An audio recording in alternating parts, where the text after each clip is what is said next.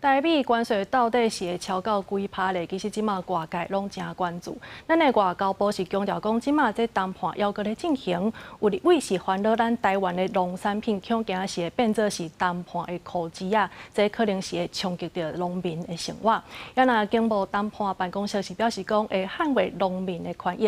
也那后一届这协商到底是当时要来举办，即马是还阁咧悄悄。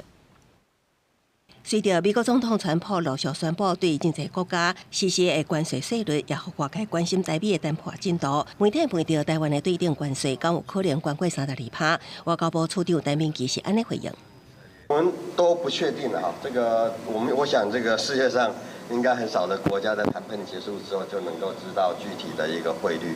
那我只能够说是说双方我们也看到了这个诚意，那么大家这个沟通，然后还持续在进行之中。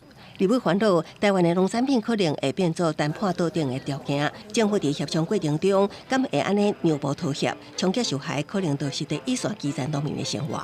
基因改造食品的进入，第二个，针对美国的猪肉跟牛肉，不用再标示。第三个，农产品上面，尤其对于我们台湾养猪业者，可以说非常多，是否会对美国提出零关税？我们很清楚台湾的产业利益所在，所以我讲我们会坚持。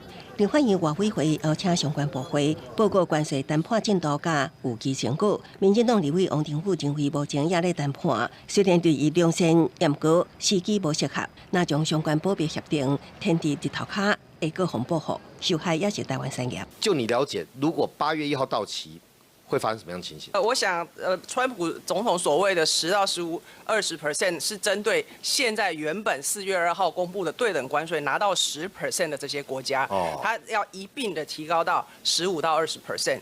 那但是台湾是属于原本有个别对等关税的国家。